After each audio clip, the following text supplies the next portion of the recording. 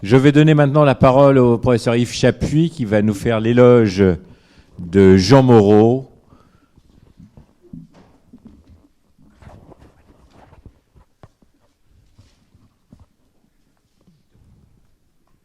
Très bien. Merci.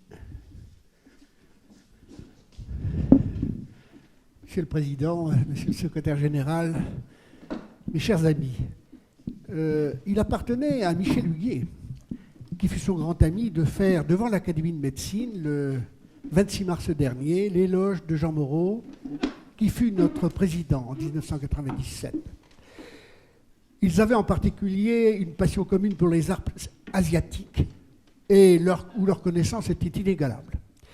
Mais Michel Huguet, qui a l'esprit frondeur, comme vous le savez, n'appartenant pas à notre académie, il revenait à l'un d'entre nous de faire ici l'éloge de Jean Moreau. Et tout naturellement, parce qu'ils étaient proches par leur génération, leur lieu de travail à la clinique de la Porte de Choisy, c'est François Dubois, qui était le mieux qualifié pour évoquer la mémoire de Jean Moreau. Mais François était troublé à la perspective d'un tel exercice. Je le lui dis, il me l'a répété, et m'a demandé de l'assumer, ce que je fais avec émotion et un grand plaisir. Alors pourquoi ? Eh bien parce que j'ai partagé avec Jean Moreau bien des moments de ma vie. À commencer par mes conférences d'externat, à la conférence Laennec, rue d'Assas, en 1952. Jacques Chevalier était notre conférencier de médecine et Jean Moreau celui de chirurgie. Michel Huguet a parfaitement traduit dans son éloge à l'Académie de médecine le style du conférencier. Parfois un peu lent, suppesant ses mots, mais donnant un message fort qui obligeait l'élève à éveiller son attention. Le dossier de questions d'internat qu'il rédigea avec Henri Garnier a été, à cet égard, un parfait exemple de ce souci du mot et du concept juste. J'ai retrouvé Jean Moreau chez Jacques Epp à Bichat, au cours de ma 3e année d'internat, où il côtoyait Robert Pernaut et Maurice Mercadier. Son comportement en salle d'opération reflétait parfaitement celui du conférencier. Pas de précipitation, humeur égale, attention constante, souci de la précision dans le moindre détail, en particulier l'hémostase à laquelle il consacrait un temps qui impatientait parfois l'interne. Mais les suites opératoires et les résultats étaient à la hauteur, comme en témoignèrent ses publications à l'époque. En 1991, il publiait 226 résections sigmoïdiennes pour sigmoïdite diverticulaire, sans fistule ni décès. En 1993, sans une gastrectomie pour cancer de l'estomac, sans décès et une survie actuarielle à 5 ans de 90%. Bon, c'était des cancers qui n'étaient pas trop étendus, bien entendu. Et en 1994, il publiait 500 cholestectomies pour lithiase sans décès post-opératoire, mais ce n'est là que quelques exemples de son expérience chirurgicale. En effet, dans la notice qu'il rédigea en 1992 à l'appui de sa candidature à l'Académie de médecine, Jean Moreau offrait un large éventail de ses travaux en chirurgie digestive. Traitement des ruptures et ventration diaphragmatique. En particulier, qu'il avait entrepris sous l'égide de Jean Quenu lorsqu'il était son assistant à l'hôpital Cochin. De la lithiase biliaire primitive ou résiduelle, la réparation des voies biliaires en collaboration avec Jacques Epp, c'est bien connu, Robert Pernaut et Pierre Hautefeuille. Traitement des cancers de la vésicule biliaire et des canaux hépatiques, objet de la thèse de notre collègue Lechaud. Chirurgie du pancréas sous l'impulsion de Maurice Mercadier, qui concernait les pancréatites chroniques, le cancer, et avec pour la pancréatite chronique, un plaidoyer pour la dérivation, ce qui n'a pas été par la suite toujours le cas. Et les tumeurs endocrines aussi, bien entendu, Zollinger-Ellison et insulinome. Le service de Jacques Epp à Bichat comptait aussi une large expérience de la chirurgie hépatique, des kystes hydatiques, objet de la thèse de notre collègue Montezin, des kystes solitaires et surtout des tumeurs malignes primitives ou des métastases des cancers colorectaux. Et pour l'époque, il faut bien dire que c'était quelquefois une aventure, mais parfaitement maîtrisée. Et on retrouve une même large pratique assortie d'une grande qualité de résultats dans la chirurgie de l'estomac, des ulcères, du cancer, comme je l'ai dit tout à l'heure, et en particulier un travail qu'il avait fait en collaboration avec Philippe Montupet, sur 408 cas de cancer gastrique. Quant à la chirurgie colorectale, elle tenait par le nombre d'opérés et les résultats obtenus une place impressionnante. Voilà l'homme, le chirurgien que nous avions pour président. Alors, ma troisième rencontre avec Jean Moreau, qui devait sceller une amitié fervente, a été l'Académie de chirurgie, dont il était membre depuis 1964. Jusqu'en 1996, le conseil d'administration, je le rappelle, était composé du président, du vice-président, du secrétaire général et du trésorier, tandis que le reste du conseil était constitué des anciens présidents. Les secrétaires annuels avaient le droit d'assister aux séances. Sous la suggestion de Maurice Mercadier, qui avait présidé l'Académie en 1990, le conseil d'administration avait entrepris en 1996, sous la présidence de Jean Nathalie, une réflexion afin de modifier nos statuts et de les aligner sur celui des associations reconnues d'utilité publique, avec 3 conséquences principales.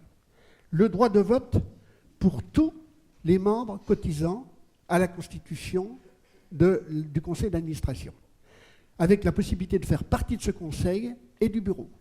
L'élection du conseil par l'Assemblée générale, qui choisirait en son sein le bureau. Enfin, durée des mandats des administrateurs, la même pour tous, ce qui n'était pas le cas dans les anciens statuts.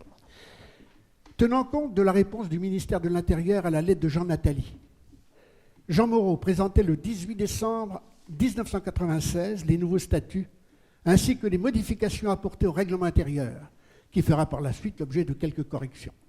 L'adoption des nouveaux statuts, la composition du futur conseil d'administration, le nouveau règlement intérieur furent adoptés à l'unanimité, moins une voix. Ainsi, la composition du conseil devenait la suivante, et vous la connaissez, 24 membres, dont 4 anciens présidents, membres de droit, 12 membres titulaires, honoraires ou actifs, 8 membres associés, honoraires ou actifs. Ces nouveaux statuts étaient un changement décisif par rapport à un conseil qui comportait jusqu'alors une forte majorité d'anciens présidents. Ils étaient 16 sur les 26 membres du conseil d'administration. Donc un beau rajeunissement. Jean Moreau était également préoccupé de nos mémoires. À l'époque, nous comptions 4 périodiques chirurgicaux orientés principalement vers la chirurgie générale et digestive. Les mémoires de l'Académie, les annales de chirurgie, chirurgie et le lion chirurgical. Dès octobre 1995, Philippe Boutelier, qui avait été le secrétaire général de 1994 à 1998, j'espère ne pas me tromper, Philippe, avait fait part au conseil des difficultés qu'il rencontrait avec la direction des éditions Massot pour l'édition de nos mémoires. La question devint récurrente en 1996 et 1997, et Jean Moreau s'appliqua à trouver une solution, si bien qu'il put annoncer au conseil d'administration du 27 novembre 1997 la rupture du contrat avec les éditions Masson et la signature d'un contrat avec les éditions Elsevier. La fusion des 4 revues était devenue pour Jean Moreau un objectif où il développait une grande obstination. Le lion chirurgical, grâce au réalisme de nos collègues lyonnais, fut le premier absorbé. Puis vinrent les autres, les mémoires, le journal de chirurgie, et la nouvelle revue devait publier non seulement des articles originaux, mais également des éditoriaux, des mises au point, des analyses centrées sur la chirurgie générale et digestive, restant ouvertes à des articles de spécialité. Seules les meilleures communications faites à l'Académie devaient être proposées au comité de rédaction. Un comité de rédaction dont Jean Moreau assuma d'entrée la direction et qui s'installa rue Linois.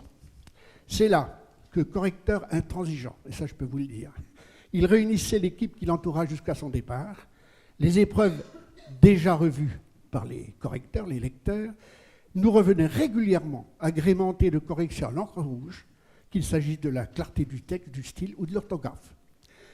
Durant cette période, un événement mémorable a marqué les participants. Le voyage en Chine, par lui soigneusement organisé. Shanghai, Sucheou, Xi'an, Loyang, Pékin, la Grande Muraille.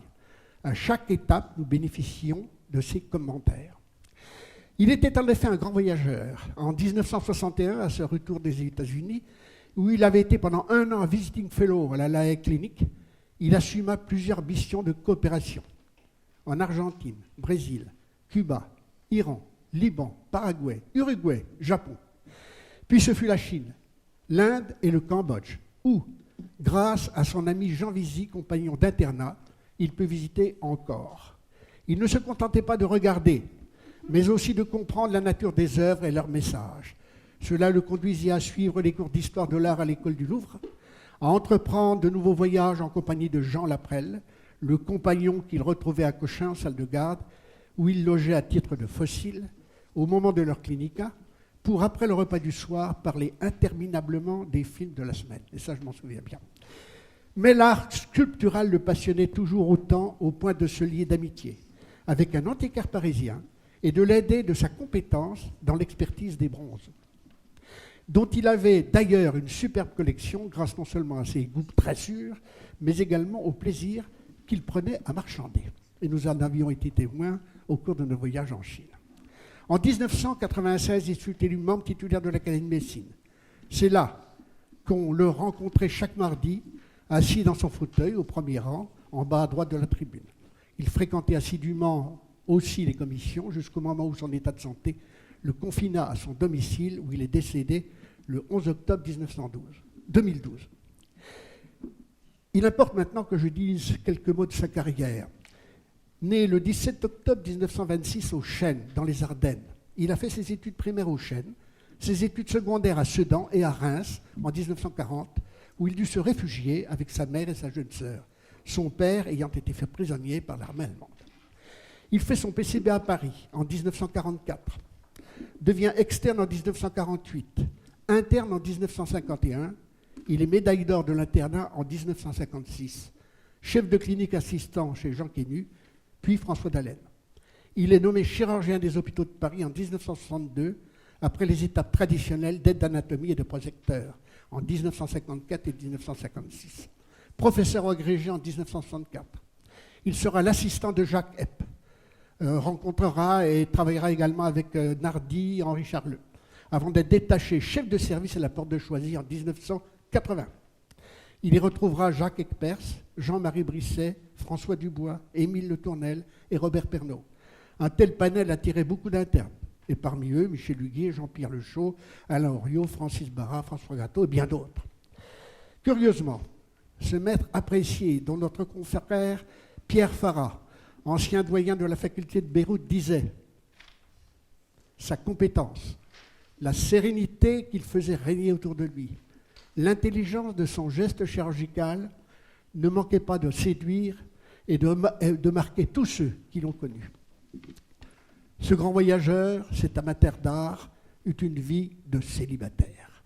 Il restait attaché à sa terre natale, où il se rendait régulièrement pour y retrouver sa vieille mère, y faire le tour de son domaine et récolter, la saison venue, les mirabelles. Plus tard, il accueillit à son domicile parisien sa sœur, qui accompagna la fin de sa vie dans le silence et le calme qui convenaient à son personnage. Je vous remercie de votre attention.